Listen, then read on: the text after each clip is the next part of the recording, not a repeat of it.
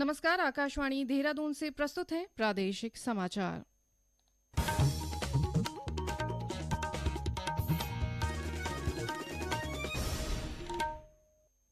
पहले मुख्य समाचार।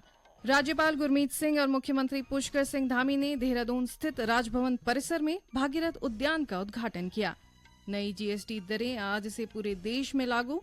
मुख्य सचिव आनंद बर्धन ने राज्य के सभी जिला मुख्यालयों और महत्वपूर्ण पर्यटन स्थलों को हवाई संपर्क से जोड़ने के लिए तत्काल कार्य योजना प्रस्तुत करने के निर्देश दिए।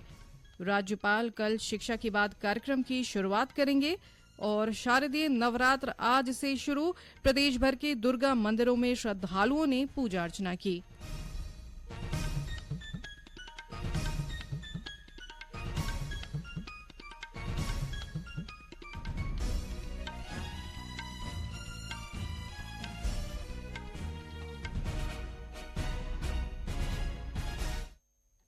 प्रादेशिक समाचारों के साथ मैं व्याख्या चंदोला और अब समाचार विस्तार से। राज्यपाल गुरमीत सिंह और मुख्यमंत्री पुष्कर सिंह धामी ने आज देहरादून स्थित राजभवन परिसर में भागीरथ उद्यान का उद्घाटन किया। इस अवसर पर उन्होंने उद्यान में स्थापित महान राजा भागीरथ की भव्य प्रतिमा का अनावरण भी किया। राजभवन स्थित भागीरथ उद्यान में लगभग 10 फीट ऊंची प्रतिमा को 8 फीट ऊंचे ग्रेनाइट चबूतरे पर स्थापित किया गया है। इसे हरिद्वार के प्रख्यात कलाकार शिवम चौरसिया ने फाइबर और रेजिन से निर्मित किया है।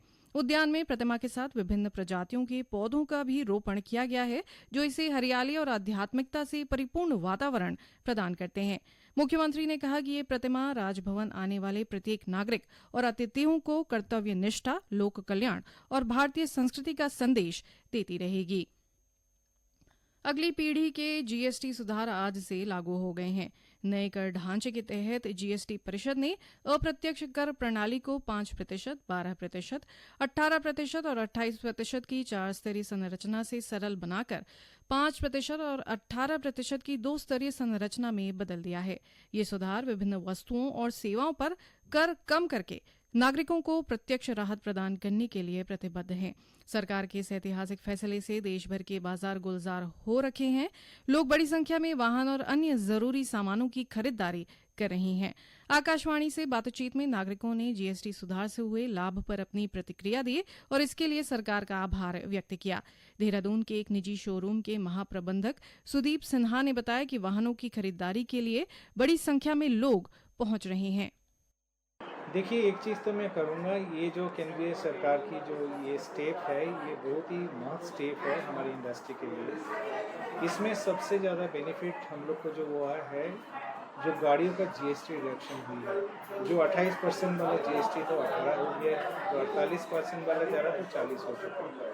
तो उसमें जो मेरा फ्लैगशिप गाड़ियाँ हैं, उसमें ये स्कीम तो मिला ही हुआ है। उसके अलावा भी करीब 40,000 करीब बेनिफिट XUV7 में। कल से हमारा पास ग्राहक का काफ़ी जो ट्रैफिक है शोरूम में बढ़ गया है। सभी पूछने आ रहे हैं क्योंकि गाड़ियाँ सस्ती हो चुका है। अच्छे समय है गाड़ी खरीदने के लिए। आज भी अच्छे गाड़ियाँ डिलीवरी हो रहे हैं। शोरूम में 4 पहिया वाहन खरीदने आए अमन गुप्ता ने बताया कि उन्हें लगभग 1 से 1.5 लाख रुपए का लाभ हुआ है।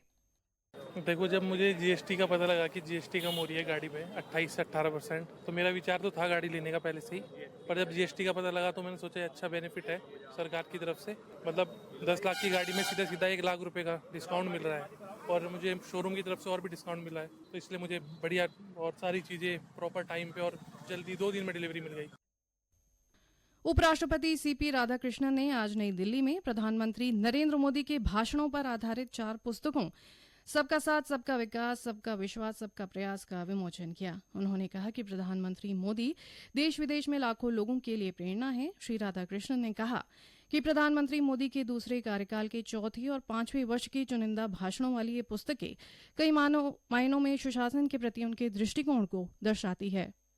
ये समाचार आकाशवाणी के देहरादून केंद्र से प्रसारित किए जा रहे हैं। ताजा समाचार के लिए आप हमारे सोशल मीडिया X व Facebook page Akashvani news Uttarakhand को फॉलो कर सकते हैं। साथ ही ये समाचार हमारे YouTube channel Akashvani news Uttarakhand पर भी उपलब्ध हैं। मुख्य सचिव आनंद बर्धन ने राज्य के सभी जिला मुख्यालयों और महत्वपूर्ण पर्यटन स्थलों को हवाई संपर्क से जोड़ने के लिए तत्काल कार्य योजना प्रस्तुत करने के निर्देश दिए। आज देहरादून में आयोजित एक बैठक में मुख्य सचिव ने कार्य योजना के सभी चरणों के लिए समय सीमा निर्धारित करने और इसकी निरंतर निगरानी पर जोर दिया। इसके अलावा मुख्य सचिव ने राज्य के 13 रोजगार केंद्रों को स्वरोजगार केंद्रों के रूप में विकसित करने पर भी बल दिया। बैठक में श्री बर्धन ने शिक्षा विभाग को स्कूलों में फर्नीचर की उपलब्धता के साथ ही सभी जिला मुख्यालयों और 50,000 से अधिक आबादी वाले शहरों में जल्द पुस्तकालय की उपलब्धता सुनिश्चित करने के निर्देश दिए। उन्होंने कहा कि इन पुस्तकालयों का संचालन दून लाइब्रेरी की तर्ज पर सोसाइटी मोड पर किया जाए ताकि इनके संचालन एवं रखरखाव की समस्या का हल हो सके। राज्यपाल लेफ्टिनेंट जनरल गुरमीत सिंह कल शिक्षा की बात कार्यक्रम की शुरुआत करेंगे। कार्यक्रम का उद्देश्य प्रदेश में शिक्षा व्यवस्था को सशक्त और समावेशी बनाना है। शिक्षा की बात कार्यक्रम का प्रदेश भर के 1300 विद्यालयों में सजीव प्रसारण किया जाएगा। शिक्षा मंत्री डॉक्टर धन सिंह रावत ने बताया कि प्रधानमंत्री नरेंद्र मोदी के परीक्षा पे चर्चा व मन की बात कार्यक्रम की तर्ज पर प्रदेश में शिक्षा की बात कार्यक्रम शुरू किया जा रहा है।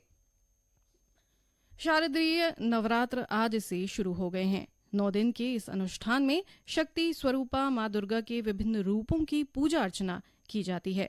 हरिद्वार जिले में चंडी और मनसा देवी, पौड़ी में धारी देवी, चमोली में नंदा देवी समेत अन्य मंदिरों में नवरात्रि के पहले दिन बड़ी संख्या में श्रद्धालु देवी के शैलपुत्री स्वरूप की आराधना के लिए पहुंचे। आकाशवाणी से बातचीत में पंडित सुरेश चंद्र शास्त्री ने बताया कि आज से शुरू हो रहे नवरात्र 2 अक्टूबर को संपन्न होंगे। ओम सर्वमंगल मांगल्ये शिवे सर्वार्थ साधिके शरण्ये त्र्यंबके गौरी नारायणी नमोस्तुते। शारदीय नवरात्र का यह पावन पर्व 22 सितंबर से और 2 अक्टूबर के मध्य रहेगा। ये नवरात्र जो है भगवान राम के विजय पर्व के रूप में मनाए जाते हैं और इस पर्व पर जो है विजयदशमी का जो त्योहार आता है उस दिन भगवान राम ने जो है रावण पर विजय प्राप्त की थी, यानी अधर्म पर धर्म का जो है वो विजय का प्रतीक माना जाता है। तो ये जो नवरात्र हैं इन नवरात्रों में मां भगवती गजवाहन होकर के समस्त संसार को, समस्त प्राणी मात्र को सुख और समृद्धि प्रदान करेंगी। शारदीय नवरात्रि के पहले दिन बागेश्वर और चंपावत जिले के विभिन्न मंदिरों में श्रद्धालुओं की भीड़ उमड़ी रही। बागेश्वर के विभिन्न मंदिरों में पहुंचे भक्तों ने कहा कि वे आज मां शैलपुत्री की पूजा अर्चना कर रहे हैं। श्रद्धालु नीलम गड़िया ने बताया कि नवरात्र पर मंदिर में आकर उन्हें अपार शांति और ऊर्जा की अनुभूति हुई है। प्रदेशवासियों को नवरात्रि की हार्दिक शुभकामनाएं देना चाहती हूँ। आज पहला दिन नवरात्रि का है और शैलपुत्री का आज पूजन होता है, तो आज हम सभी अपने परिवार के साथ यहाँ पर आए हुए हैं। तो काफ़ी उत्साह लोगों में दिखाई दे रहा है, काफ़ी श्रद्धा लोगों के अंदर है।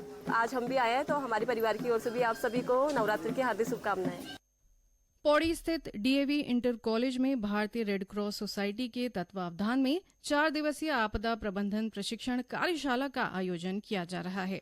इस अवसर पर जिलाधिकारी स्वाति एस भदौरिया ने कहा कि इस कार्यशाला के माध्यम से युवाओं को फर्स्ट रिस्पॉन्डर के रूप में प्रशिक्षित किया जाएगा ताकि वे आपदा के समय सीमित संसाधनों के बीच राहत एवं बचाव कार्य को अंजाम देने में सक्षम बन सके। प्रशिक्षण कार्यक्रम में कक्षा 9 से 11 तक के छात्र छात्राएं प्रतिभाग कर रही हैं। प्रशिक्षण के पहले दिन मास्टर ट्रेनर द्वारा प्राथमिक उपचार, आपदा में बचाव के तरीके तथा आपदाग्रस्त क्षेत्र में पहुंचने के तरीकों से संबंधित प्रशिक्षण दिया गया। सैनिक कल्याण मंत्री गणेश जोशी ने आज देहरादून में शहीद सम्मान यात्रा 2.0 की तैयारियों की समीक्षा की। बैठक में मौसम विभाग के अलर्ट को देखते हुए ये निर्णय लिया गया कि यात्रा अब पूर्व निर्धारित 22 सितंबर के बजाय 25 सितंबर से प्रारंभ होकर 4 अक्टूबर तक आयोजित की जाएगी। यात्रा के दौरान सैनिक कल्याण विभाग के अधिकारी बलिदानियों के घर जाकर शहीद के आंगन की मिट्टी कलश में एकत्र करेंगे। सैनिक कल्याण मंत्री ने अधिकारियों को निर्देश दिए कि कार्यक्रम से जुड़ी सभी आवश्यक तैयारियां समय पर पूरी की जाएं ताकि यात्रा सुचारू रूप से संपन्न हो सके। अंत में मुख्य समाचार एक बार फिर।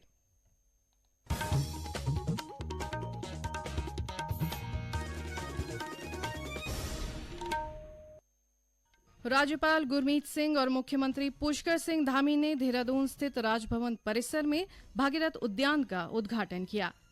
नई जीएसटी दरें आज से पूरे देश में लागू।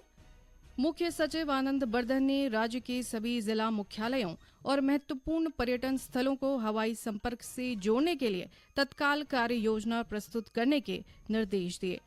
राज्यपाल कल शिक्षा की बात कार्यक्रम की शुरुआत करेंगे और शारदीय नवरात्र आज से शुरू।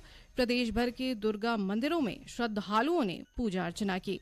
इसके साथ ही प्रादेशिक समाचारों का ये अंक समाप्त हुआ। नमस्कार।